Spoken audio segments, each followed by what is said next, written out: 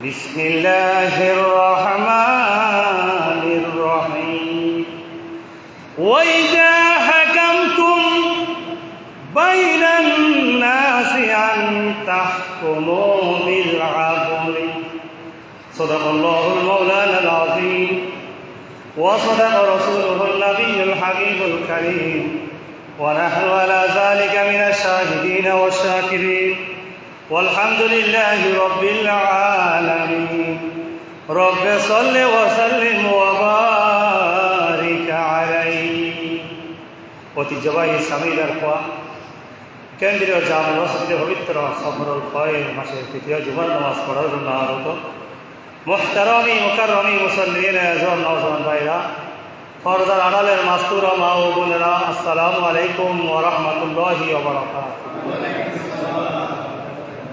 রব্বুল আলমিনের দরবারে লাখ কোটি শুকরিয়া আদায় করছি যে রব্বুল ইজ্জত দয়া করে মেহরবানি করে গরম নামাজ করে তার ঘর মসজিদে এসে বসে যথা সময়ে পবিত্র জুমার নামাজ পড়ার সুযোগ করে দিয়েছেন। উচ্চ আওয়াজে বলি আলহামদুলিল্লাহ। সাথে সাথে লাখ কোটি দরুদ ও সালাম পেশ করছি আকা মাওলা তাজদারে মদিনা হুজুর নূর হযরত আহমদের মুজতবা মুহাম্মদ মুস্তাফা সাল্লাল্লাহু আলাইহি ওয়াসাল্লাম। স্মরণ করছি সমস্ত সাহাবায়ে কেরাম, আউলিয়ায়ে কেরাম, বুজুর্গানে দিন। আমি গুনাহগার পবিত্র কোরআন মজিদের সূরা নিসা 58 নম্বর আয়াতের অংশ বিশেষ তেলাওয়াত করেছি। আল্লাহ পাক যেন আয়াতে কারিমার আলোকে একটি কথা বলার তৌফিক দান করেন বলে আমি রব্বে করিম কোরআনে হাকিমে ইরশাদ করেছেন, ওয়াইদা হাকামতুম বাইনান নাসে, যখন তোমরা মানুষের মাঝে বিচার করবে, যখন তোমরা মানুষের মাঝে বিচার করবে, আন তাহকুমু বিল আদল, তোমরা ন্যায়ের সহিত বিচার ফয়সালা করো। সুবহানাল্লাহ, এটা আমার আল্লাহর ঘোষণা। আল্লাহ বলেন, বান্দা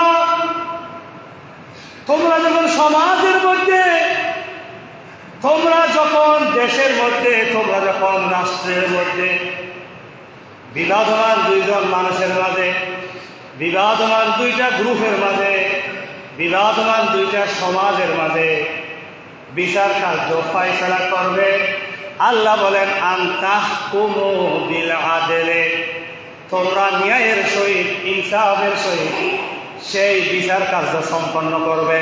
সুবহানাল্লাহ। নাকি মন গড়া করতে হবে?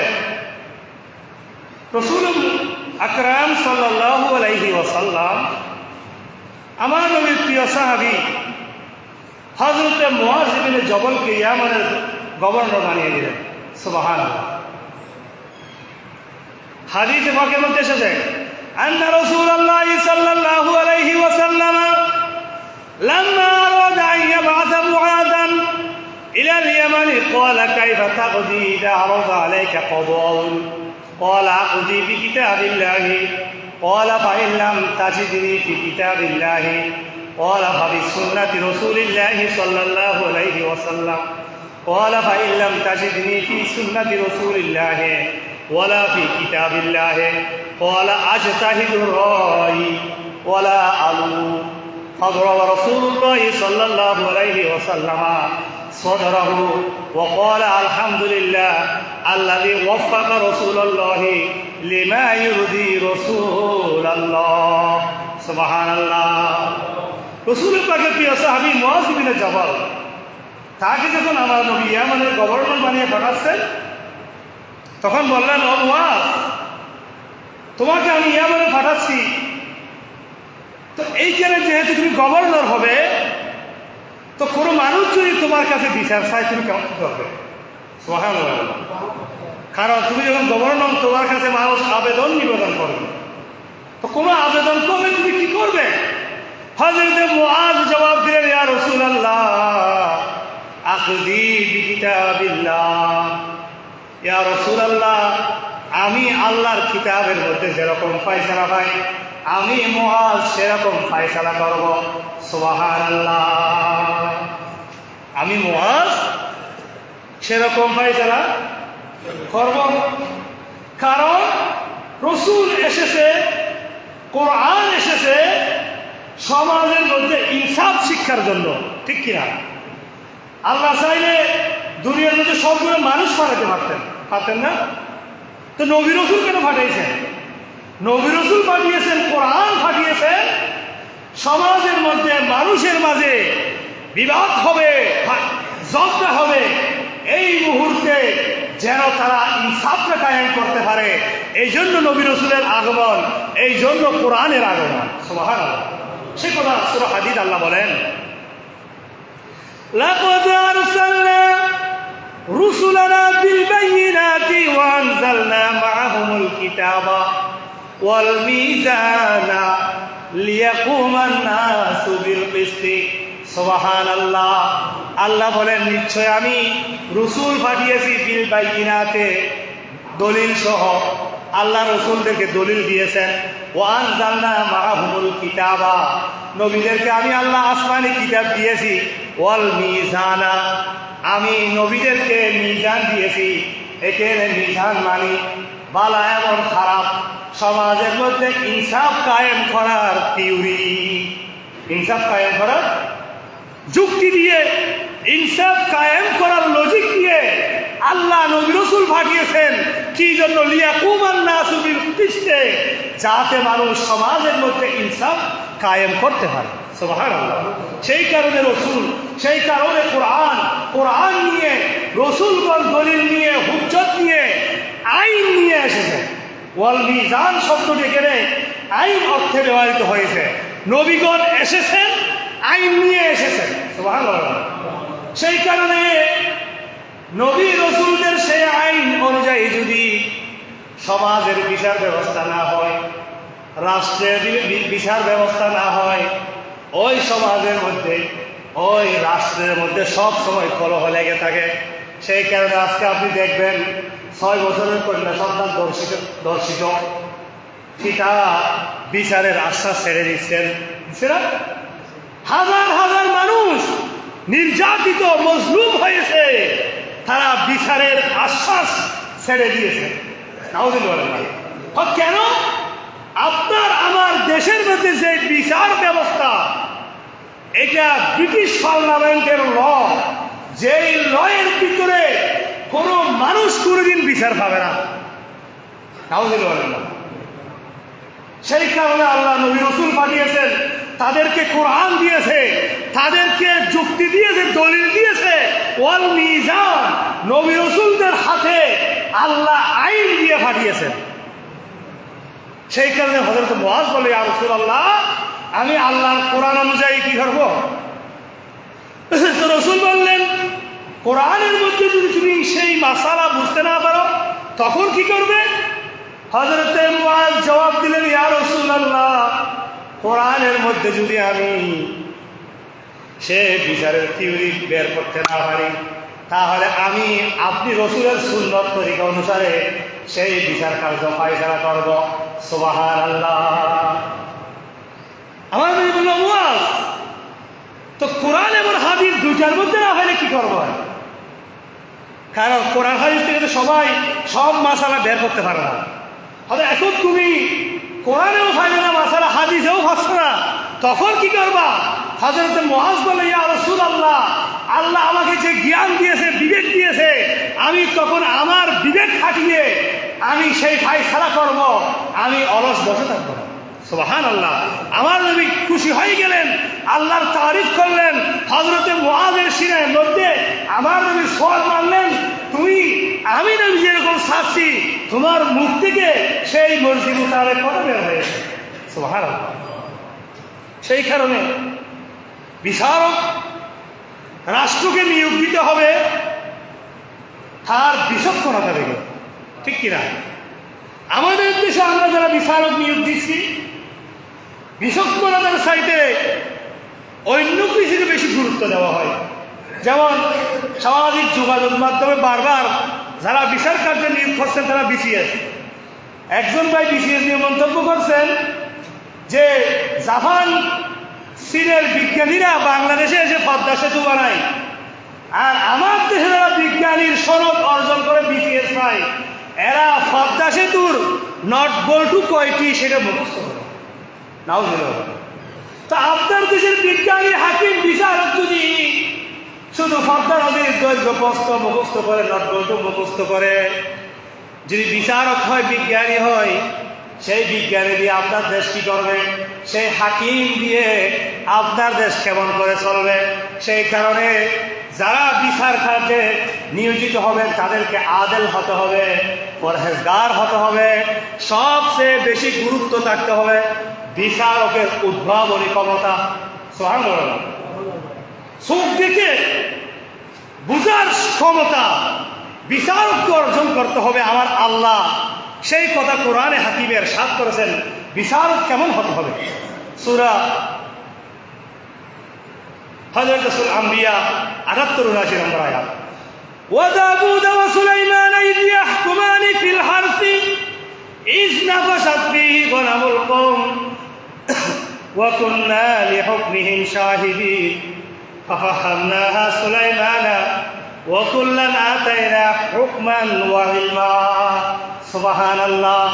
আমার আল্লাহ বলেন হযরতে সুলাইমান এবং দাউদ যখন একটা বিচার কাজ করতেছে, একটা বিচার কাজ কে কে ফিটা পুত্র সুলাইমান এবং দাউদ, তারা কি ফিটা পুত্র, দুজন নবী, দুজন বাদশা, দুজন বিচারক। সুবহানাল্লাহ। ফিটা পুত্র দুইজন বিচার করতেছে ফিল হারসে, একটি শস্য ক্ষেত নিয়ে। শস্য ক্ষেত্র আছে না খেতেরই বাপ্পু দুজন বিচার করতেছে। বিষয়টা হচ্ছে ইজ নাফাশাত ফীহি গনামুল কওম। এক ব্যক্তির ছাগল ঢুকে ওই আরেক ব্যক্তির ক্ষেতটা নষ্ট করে গেছে রাতের বেলায়। আল্লাহ বলেন ওয়া কুন্না লিহুকমিহিম শাহিদিন। ফিটা পুত্র দুইজন কি বিচার করতেছে আমি দেখে আছি আল্লাহ। সুবহানাল্লাহ। তো যেহেতু সুলাইমান দাউদ আলাইহিস সালাম বাদশাহ, তারা দুইজন হযরত দাউদ আলাইহিস সালামকে বিচার দিলেন। বছর এই ব্যক্তির ছাগলগুলো রাতের বেলায় আমার ক্ষেতটা সব শেষ করে দিয়েছে। সে উঠিয়ে গেছে, হয় আমার ছাগলে নষ্ট করছে। এখন যতগুলো ছাগল ঢুকছে ওই ছাগলের মূল্য যত, যেই পরিমাণ ক্ষেত নষ্ট করেছে ক্ষেতের মূল্যও তত। তাহলে ছাগল এবার ক্ষেতের মূল্য কি সমান? তো ইনসাফ ভিত্তিক বিচার করলে ছাগলগুলা ক্ষেতের মালিক খায় কিনা হতা বুঝলেন? খাই মুখস্থ যদি বাড়ি বাড়ি মাথা বাহিনী নতো বিয়ের যে বাদ হতা হইবে মাঝে মধ্যে। ছাগলের দামের মূল্য ক্ষেতের নষ্টের মূল্য সমান।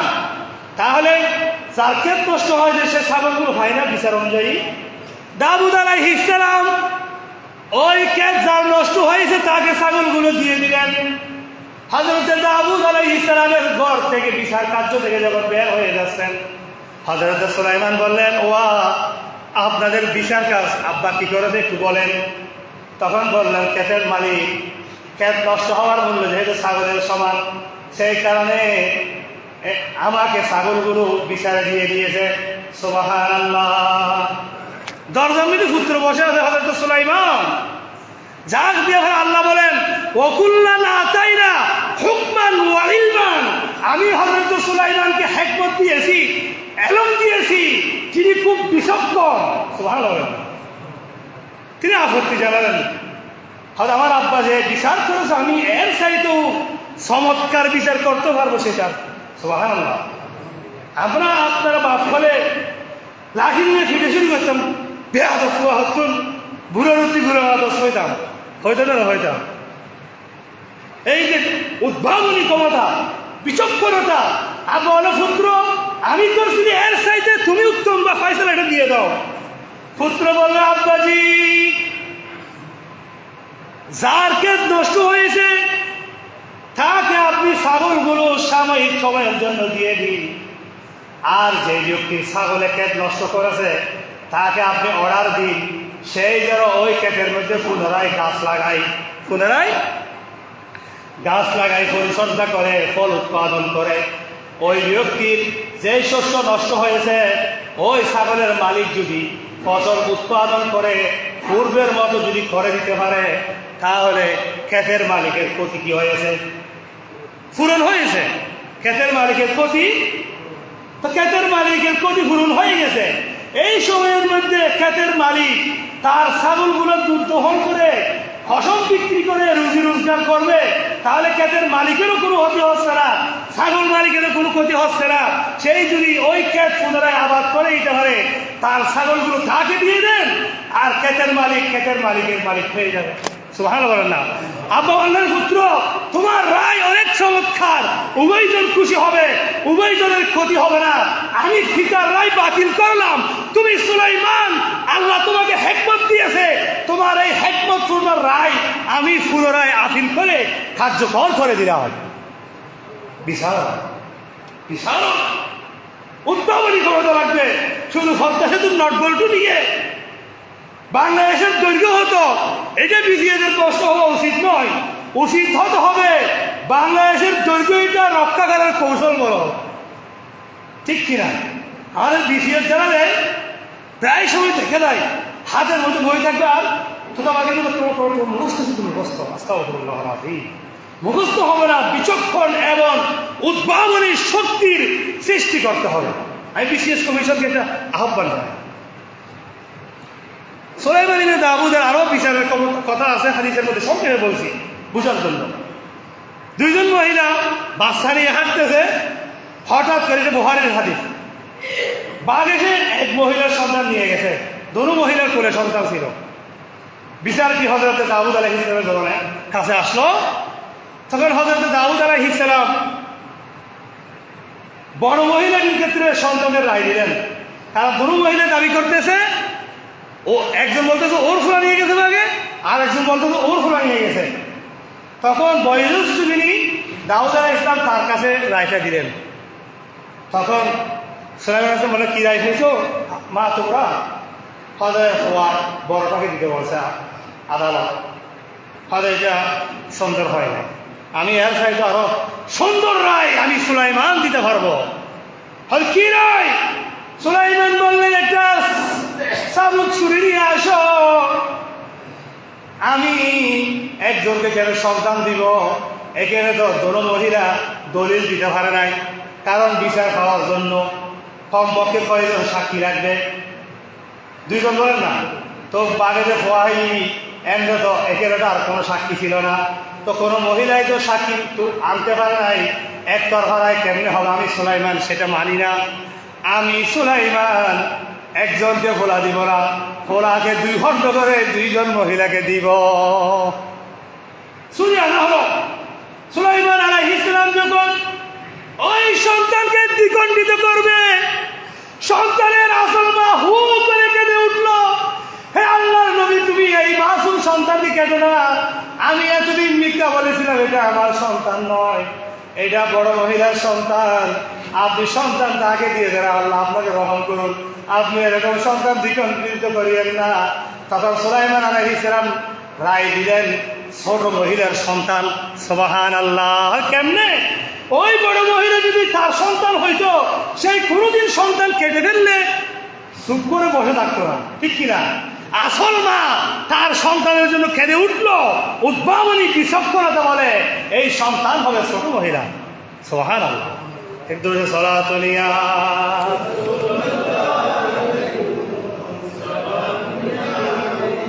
সেই কারণে বিচারককে কিভাবে বিচার ফায়সালা করতে হবে, আল্লাহ বলেন, ওয়ানিহকুম বাইনাহুম বিমা আনজালাল্লাহ, তোমরা তাদের কাছে আল্লাহর দেওয়া কিতাব অনুযায়ী ফায়সালা করবে। ওয়ালা তাত্তাবিউ আহওয়াহুম, কোনো মানুষের নফসানিয়তের অনুসরণ করা যাবে না। ওয়াহজারহুম, হে বিচারক মণ্ডলী, তোমরা সতর্ক হয়ে যাও। আইয়াফতিনুকা আন বাদি মা আনজালাল্লাহু ইলাইহি, কোনো ব্যক্তি, কোনো সমাজ, কোনো দলের প্রতি যেন তোমাদের বিচার কার্য আল্লাহর বিধান থেকে তোমাদেরকে বিচ্যুত করতে না পারে। নাউযুবিল্লাহি মিন যালিক। কারণ আল্লাহ দাউদ আলাইহিস সালামকে ডাক দিয়ে বলতেছেন, ইয়া দাউদ ইন্না জাআলনাকা খলিফাতান ফিল আরদি ফাহকুম বাইনান নাসি বিল হক ওয়া লা তাত্তাবিউল হাওয়া ফায়ুদিল্লাকা আন সাবিলিল্লাহি ইন্নাল্লাযীনা ইয়াযুল্লুনা আন সাবিলিল্লাহি লাহুম আযাবুন শাদীদ। হযরত দাউদ আলাইহিস সালামকে আল্লাহ ডাক দিয়ে, ও দাউদ, আমি তোমাকে পৃথিবীর খলিফা বাদশা বানাইলাম, তুমি মানুষের মাঝে ইনসাফের সহিত বিচার করবে। কোন মানুষের খেয়াল নফসানিয়তের, কোন মানুষ তোমার আত্মীয়, কোন মানুষ তোমার অনাত্মীয়, কোন মানুষ তোমার দেশি, কোন মানুষ তোমার বিদেশি, কোন মানুষ তোমার দলের খেতা, কোন মানুষ তোমার বিরুদ্ধে দলের খেতা, সেই বিষয় চিন্তা করে তুমি সুলাইমান, তুমি দাউদ রায় দিবে না। এরকম যদি করো তুমি আল্লাহর রাস্তা থেকে গোমরা হয়ে যাবে। নাউজুবিল্লাহ। কারণ বিচার কার্য করতে গিয়ে ডানে বামে সামনে উপরে টেলিফোনে ব্যক্তির চেহারা দল বিদল কোনো কিছু দেখে যদি কোনো বিচারক এই কার্য করে, আল্লাহ বলেন লাহুম আযাবুন শাদীদ, তার জন্য কঠিন দোলাই আছে। দুনিয়াতেও সেই দোলাই আপনারা দেখবেন, পরকালেও দেখবেন, ঠিক কিনা? এটার বিষয় স্পষ্ট, এটা আকাল কোরআনের ফয়সালা। দুনিয়াতে আপনারা এটা জীবনে অনেক দেখেন, অনেক দেখেছেন, ঠিক কিনা? বিচারকদের আরেকটা যে গুণ হওয়া দরকার, লাআনা রাসূলুল্লাহ সাল্লাল্লাহু আলাইহি ওয়াসাল্লাম আর রাশি ওয়াল মুরতাশি ফিল হুকমে, আমার নবী অভিশাপ দিয়েছেন আল্লাহর লানত, আল্লাহর গজব পড়ুক সেই বিচারকের উপর যেই বিচারক বিচার করতে গিয়ে রিশওয়া ঘুষ গ্রহণ করে। নাউজুবিল্লাহ বলেন না, সেই ঘুষটা কিন্তু হাদিয়া বলা হয়। সেই কারণে সমাজের বাইরে থেকে রাষ্ট্র পর্যন্ত বিচার কার্য ফয়সালা করতে গিয়ে বাদী এবং আসামি কারো পক্ষ থেকে এক কাপ চা, এক ক্লিফান, এক প্যাকেট সিগারেটের বান্ডিল, এই জাতীয় কোনো বিচারক যদি গ্রহণ করে, বিচার এটা জজ কোর্টের বিচার যেমন, হাইকোর্টের বিচার যেমন, আপনার ঘরের উঠানের মধ্যেও যেই বিচার, বিচার কিন্তু সবগুলাই এক সমান, সবগুলাই। সেই কারণে আল্লাহ রসুল বলেন তাদের উপরে লানত, বিচার করতে গিয়ে বাদী এবং আসামির থেকে সিগারেট গ্রহণ করে। নাউজুবিল্লাহ। আমার নবী হযরত আলীর বর্তু থেকে বলেছে, আলী, আলী বলতে, হ্যাঁ আলী, রসুল পাক হযরত আলীকে বলেছেন যখন তুমি কোনো মানুষের মাঝে বিচার করবে দোনো পক্ষের কথা শুনে রায় দিবে। সুবহানাল্লাহ। এখন দেশের মধ্যে কিছু বিচারক দেখবেন প্রথম পক্ষের কথা শুনে তার মেজাজটা এমনভাবে সিদ্ধ হয়ে গেছে, দ্বিতীয় পক্ষের রায়টা তার বক্তব্য আরজি তার মাথায় আর ঢুকে না। আস্তাগফিরুল্লাহ। দোনো পক্ষের কথা ঠান্ডা মাথায় শুনে বিচার করতে হবে। সুবহানাল্লাহ। এটা না করলে বিচারকের কি জজা আছে, কি শাস্তি আছে?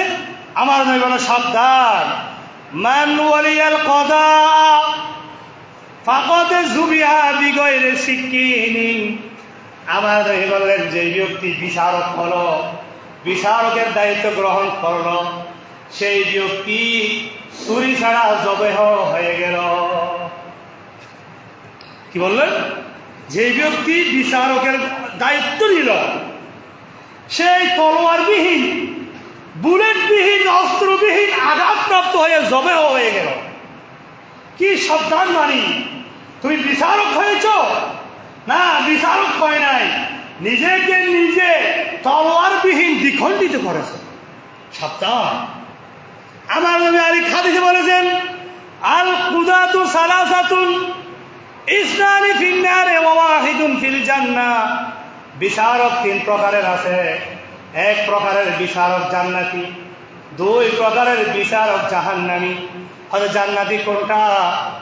যে ব্যক্তি রাজুলুন ইলমিল হকতে ফাকাদা বিহি ফাহুয়া ফিল জান্নাহ, যে বিচারক সত্য উদ্ঘাটন করে ন্যায় বিচারের রায় দিয়েছে সেই বিচারক জান্নাতে যাবে। সুবহানাল্লাহ। আর যে বিচারক সত্যটা জেনেও সত্য রায় দেয় নাই, সত্য রায়, সেই জাহান্নামে যাবে।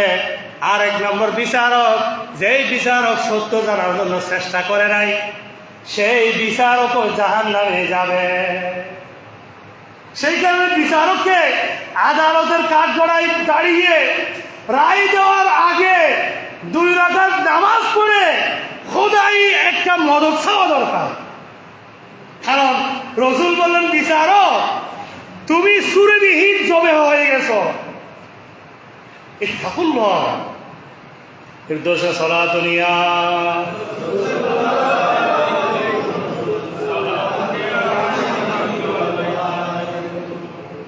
আরেক হাদিস আমার নবী কি বলেছেন, ইয়াকুনু ফি আখিরিজ জামান উমারাউ যালামাতান ওয়া উযরাউ ফাসাকাতান ওয়া কুদাতু খাওয়ানাতান ওয়া ফুকাহাউ কাযিবাতান ফামান আদরাকা যালিকা জামানু মিনকুম ফালা ইয়াকুনান্না লাহুম জাবিয়ান ওয়ালা আরিফান ওয়ালা শুরতিয়া।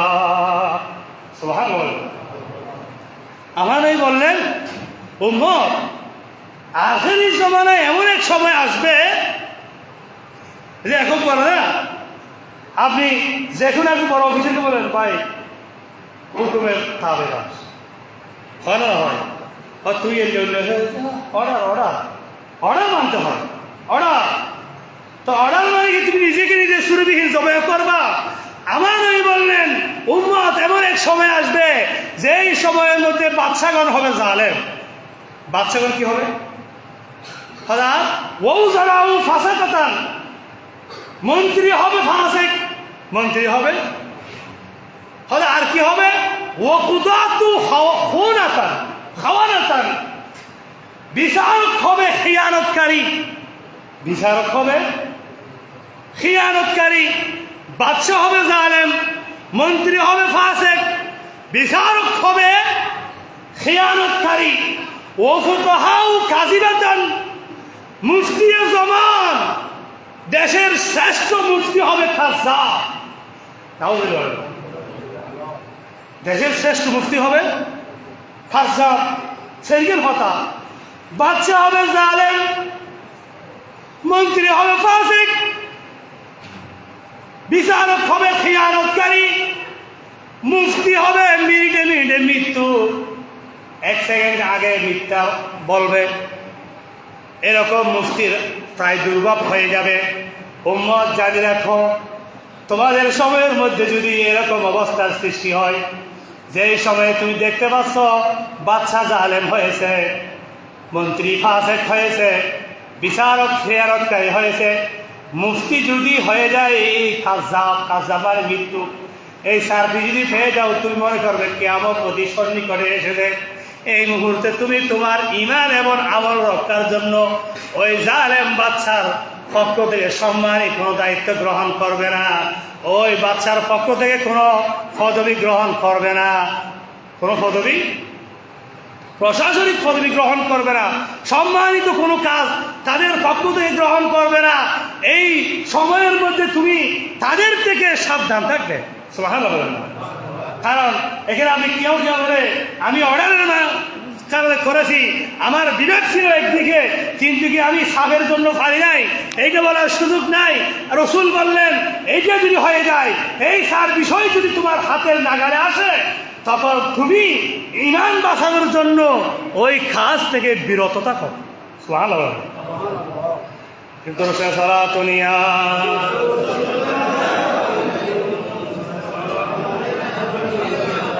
আল্লাহ আল কোরআনের আরেক জায়গায় বলেন, ওয়ালা ইয়াজরিমান্নাকুম শানাআনু কওমিন, কোন জাতির প্রতি, সম্প্রদায়ের প্রতি, ব্যক্তির প্রতি বিচার করতে গিয়ে তুমি যেন প্ররোচিত না হও, মিসগাইডিং না হও। আল্লাহ আল্লাহ তাআদিলু, যে তোমার বিরুদ্ধের লোক, তোমার শত্রু, তুমি তার প্রতি ইনসাফ করবে না। আল্লাহ বলেন ইউদিলু, তোমার সরম জানের শত্রুর পক্ষে বিপক্ষে তুমি ইনসাফ ভিত্তিক রায় প্রদান করো। সুবহানাল্লাহ। কোরআনে এরকম অনেক জায়গার মধ্যে এরকম আয়াত এসেছে, সবাই সংক্ষিপ্ত। এর দর্শনে সালাতুনিয়া।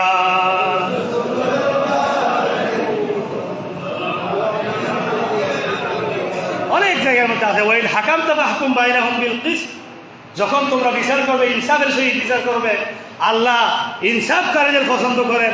আল্লাহ বলেন ওয়াকসিতু ইন্নাল্লাহা ইউহিব্বুল মুকসিতিন, তোমরা ইনসাফের সহিত বিচার করো, আল্লাহ ইনসাফের সহিত বিচারকারীদের মহব্বত করে।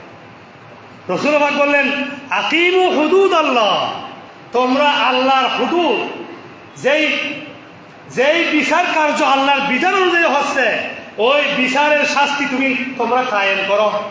ফিল করি দে বল বই দে, কে তোমার দূরের, কে তোমার আত্মীয়, কে তোমার অনাত্মীয়, এই জাতীয় বিষয় যাতে তোমার মাথায় না আসে।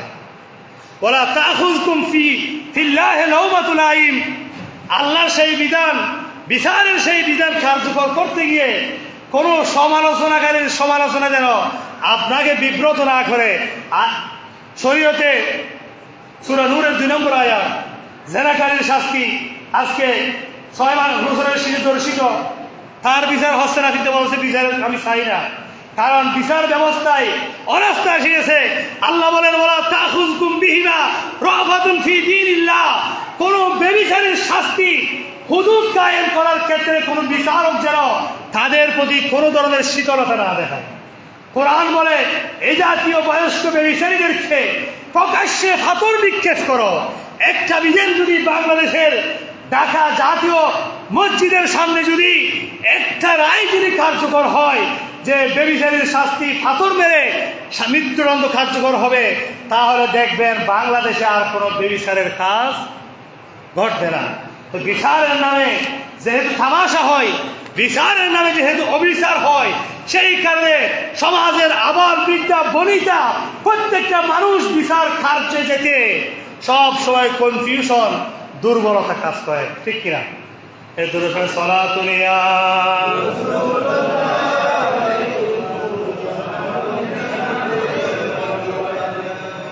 বিচার কাজে সাক্ষী লাগে। আমার আল্লাহ বলেন যারা ইমানদার ফরহেজগার তারা কোনোদিন মিথ্যা সাক্ষী দেয় না, এটা ইমানদারের লক্ষণ। আর আল্লাহ বলেন ওলা তাকতুমুশ শাহাদা, তোমরা কখনো সাক্ষী গ্রহণ করবে না। আবার হদুগুনা হল মানুষ দেই নয় নো দেখি হয়, আল্লাহ বলেন হই ওলা তাকতুমুশ শাহাদা, সাক্ষীকে কখনো গ্রহণ করবে না। অমাইয়া তুমহা, যেই দেখেছো ঘটনাটাকে গোপন করেছ, ফাইন্নাহু আসিমুন কলবুহু, সে হচ্ছে পাপিষ্ঠ আত্মা। সে কি আত্মা? পাপিষ্ঠ আত্মা। তোমার এই বিষয়ে আল্লাহ রেকর্ডে আছে, সাবধান থাকতে হবে। তো আমরা কিরকম ও আর আমি ছন্দ করব সূরা আল কোরআন আয়াত নম্বর 60 সূরা নিসা। আলাম তারা ইলাল্লাযীনা ইয়াজউমুনা আন্নাহুম আমানু বিমা উনজিলা ইলাইকা ওয়া মা উনজিলা মিন ক্বাবলিক ইউরিদুনা আন ইয়াতাহাকামু ইলাত তাগুতি ওয়া ক্বাদ উমিরু আন ইয়াকফুরু বিহি ওয়া ইউরিদু শাইতানু আন ইউদিল্লাহুম দালালাম বাঈদা। নাউযুবিল্লাহ। আমার আল্লাহর রাসূল আপনি কি দেখেননি? আপনি কি দেখেননি তাদেরকে? ইয়াজউমুনা আন্নাহুম আমানু, যারা আপনার সামনে বলতেছে আমি ফাক্কা মুমিন। আমি কি ফাক্কা? আমরা বলি আমরা কি ফাক্কা? বিমা আনজালাল্লাহ, তারা বলে আমরা আগে যেসব আসমানি কিতাব, রসুল আপনার আগের আসমানি কিতাব এবং আপনার প্রতি যে কিতাব নাযিল হয়েছে সবগুলো বিশ্বাস করি, সবগুলো। তারা ইরিদুনা আন ইয়াতাহাকামু ইলাত তাগুত, এটা আল্লাহ বান্দার অবস্থা বলতেছে। তারা বলতেছে তারা ফাক্কা মুমিন, তারা আপনার প্রতি নাযিল কিন্তু কোরআনকেও মানে, আগের কিতাবগুলোকেও মানে। যখন তারা পরস্পর বিবাদের ক্ষেত্রে আইন খুঁজে, কি খুঁজে, তখন তারা আইনাতে হাকামু ইলা তাগুত, তখন তারা তাগুতকে খুঁজে। নাউযুবিল্লাহ। তারা বলতেছে আমরা ফাক্কা মুমিন, 300% গ্যারান্টিওয়ালা মুমিন। যখন তারা পরস্পর বিবাদের ক্ষেত্রে বিচার কার্য ফাইসলা করতে চায় তখন তারা তাগুতকে খোঁজে। তাগুত মানে নমরুদ, তাগুত মানে ফেরাউন, তাগুত মানে শয়তান, তাগুত মানে খারাপ। তারা তখন শয়তানের আইন খুঁজে, তখন তারা নমরুদের আইন খুঁজে, তখন তারা হামানের আইন খুঁজে। তার কারণ ওই সব আইনের ভিতরে পয়সাওয়ালার জন্য এক রায়, গরিবের জন্য আরেক রায়, সম্ভ্রান্তের জন্য এক রায়, অসম্ভ্রান্তের জন্য আরেক রায়, বড় বাড়ির লোকের জন্য এক রায়, ছোট বাড়ির লোকের জন্য এক রায়। তারা বলে আমরা ফাক্কা মুমিন। তো আল্লাহ বলে তোমরা যদি ফাক্কা মুমিন হও কোরআনের বিধানের দিকে আসতে তোমাদের ভয়টা কিসের? কেন তোমরা এইটাতে আসতে চাও না? তারা বলে আমরা বিচার কার্য করবো শয়তানি দিয়ে। নাউজুবিল্লাহ, আস্তাগফিরুল্লাহ আযীম। আমরা মুসলমান আছি যেখানে একটা দেশের বিচার ব্যবস্থা যদি ইনসাফের সহিত না হয়, সেই দেশের মানুষ কোনোদিন শান্তিতে নেই। আপনি দেখবেন এই স্বামীদের কোয়ামে 500 মানুষ আছে, প্রত্যেকটা মানুষের ভিতরে একটা না একটা মামলা আছে। প্রত্যেক ব্যক্তি আসামি বলেন, বাড়ি বলেন, সকলের মনের মধ্যে একটাই ভয় যে আমি বিচারটা পাবো না, এই বিচারটা পাবো না। এটা স্বামীদের কোয়াম নয়, রৌজান চট্টগ্রাম নয়, ওরা বাংলাদেশের মানুষের ভিতরে বাদী এবং আসামি দুর্ভোগের মনের মধ্যে আতঙ্ক যে আমি বিচারটা পাবো না। কারণ তোমরা এমনি বলো আমি ফাক্কা মুমিন, আর বিচারটা চাও তাগুতের কাছে। ও আনানা তো আরব দেশের আইন, একটা আইনও তো কোরআন সুন্নাহ ভিত্তিক নেই। তা আপনি কেমনে দিয়ে এই বিচার পাবেন? এমনি টেনশন করতে করতে আপনার মাথার চুল ফাগার পর আপনি আপনার সত্যের বিপক্ষে একটা রায় নিয়ে স্ট্রোক করে মারা যাবেন বলে নাউজুবিল্লাহ। সেই কথা আল্লাহ সূরা নূরের মধ্যে আবার রিপিট করে দেন, আফি কুলুবিহিম মারাদুন আমি তাবু আমি ইয়াখাফুনা ইয়াহিকাল্লাহু ওয়া রাসূলুহু। তারা কেমন মানুষ? তারা কি ভয়? তাদের অন্তরে কি রোগ আছে? তারা কি সন্দেহ করে? তারা কি ভয় করে যে আল্লাহ এবং রসুল তাদের উপর অভিশাপ করবে? সুবহানাল্লাহ। কারণ আল্লাহ বলেন ফালা ওয়া রাব্বিকা, আল কোরআন আপনার রবের শপথ, লা ইউমিনুনা, তারা কখনো মুমিন হতে পারে না।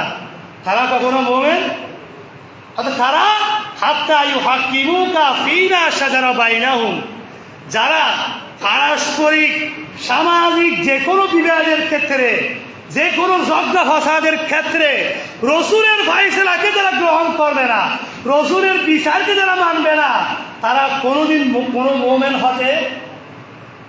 এই আয়াত নাযিল হয়েছে সংক্ষেপ, এটা টাইমার সংক্ষেপ।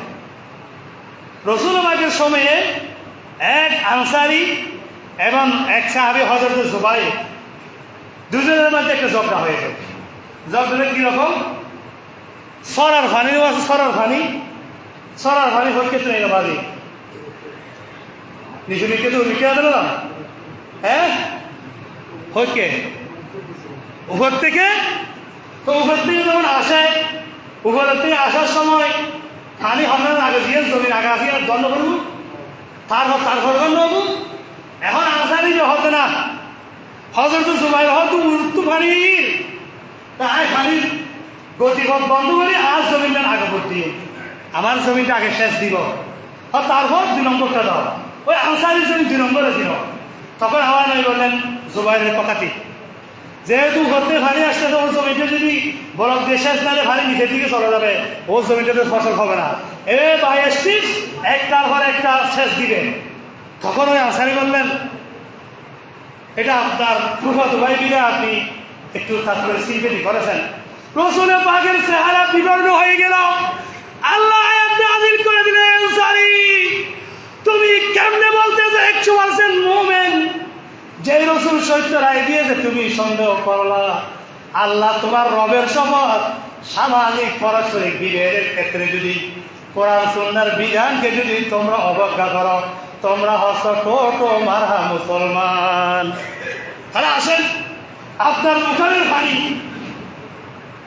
সরে কোন দিকে? আপনার উঠানের বাড়িকে আপনার আরেকজনের উঠানের মাটি ধুয়ে নিয়ে যায়। চিন্তা করেছেন কোনদিন?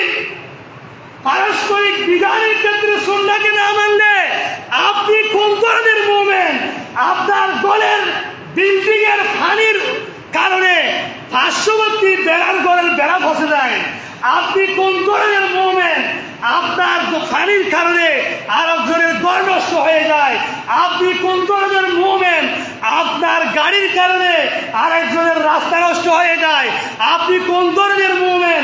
আপনার খামারের কারণে আরেকজনের জিনিস নষ্ট হয়ে যায়, আপনি কোন ধরনের মুমিন? আপনার খামারের দুর্গন্ধের কারণে পুরা সমাজ ক্যান্সারে আক্রান্ত হয়। প্রতিটা বিষয়ে যদি তুমি কোরআন সুন্নাহর দিকে না আসো, লা ইউমিনু। এবার আসি ইসলামী বিচার ব্যবস্থার একটা দৃষ্টান্ত দিয়ে আমি শেষ করব। খলিফাতুল মুসলিমিন ওমর ইবনুল খাত্তাব রাদিয়াল্লাহু একদিন, যিনি ঘোড়া অর্ধ পৃথিবীর বাদশাহ, তিনি একটি ঘোড়া কিনছেন। কি কিনছেন? ঘোড়া কিনে টিয়া দিতে নেই, বেচা কিনে সম্পন্ন হইল না। এরপরও যদি হয়তো ঘোড়া নলইও ইয়ে চলিল না। এখন হয়তো ওমর রাদিয়াল্লাহু কতটুক যাওয়ার পরে ঘোড়া তো এখন তো আগেই ঘোড়ায় আড়ি নেপার, তখন ওমর রাদিয়াল্লাহু ঘোড়ায় বেরোয় আবার মালিকের হাতে সেই ওয়া ঘোড়ায় গেল আড়ি নেপারেন পিছারের তখন হাত দিলেন গেল হবে না, কি বইতো না সুবহানাল্লাহ না। ওরা অর্ধ পৃথিবীর শাসক, বর্তমান প্রধানমন্ত্রী নয়, ওকে মেম্বারের হলি ফিরে দেব মুখ্য মারিয়ে রাখতে পাতা ফলেই হলো তোর। ওরা অর্ধ পৃথিবীর বাচ্চারা হাতে গ্রাম্য মানুষিনে লইতান্ন গোড়া হয়তো একটা বিচারক মুসলিম জাহানের প্রায় তিনি কয় বছর বিচার কাজ করেছেন?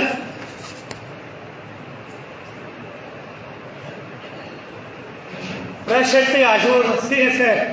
সেই বছর ওরা মুসলিম বিশ্বের প্রধান জাস্টিস ছিলেন কাজী সুরাই। সুবহানাল্লাহ। 60 বছর ওমর রাদিয়াল্লাহু নির্দিনে প্রধান বিচারক। এই অতি 60 বছর ওরা মুসলিম মিল্লাতের প্রধান বিচারক হযরত কাজী সুরাই আছে। আমিরুল মুমিনিন যে বিচার ভাই বিচারক কাজী সুরাই, এই বিচার কাজ করে না হই তো বিচারক কাজী সুরাই হয়তো বাদশাহ সাহেব, আপনি যখন ঘোড়া কিনেছিলেন তখন কি ঘোড়া সুস্থ ছিল? ছিল। হয়তো এখন যদি আপনি ফেরত দিতে চান, সুস্থ যেরকম ছিল সেরকম দিতে হবে। এখন তো পাওয়া গিয়েছে, তা আপনি সুস্থ করে ফেরত দেন। হয় আপনি ফেরত দেন সুস্থ করে, না হয় আপনি নিয়ে যান। সুবহানাল্লাহ। খলিফাতুল মুসলিমিন খুশি হয়ে গেলেন, আপনি গ্রাম্য লস্করের এখানে বিচারক হবেন, আমি আপনাকে এই সাম্রাজ্যের প্রধান বিচারপতি বানিয়ে দিলাম। সুবহানাল্লাহিল আযীম। এটাই হচ্ছে মুসলমানদের আদর্শ। আল্লাহ পাক রব্বুল আলামিন কোরআন সুন্নাহ মোতাবেক আমাদেরকে বিচার ব্যবস্থা কায়েম করার তৌফিক দান করুন। আমিন। সারা কথা বলার জন্য আদায় করে নিন। আসসালামু আলাইকুম ওয়া রাহমাতুল্লাহ।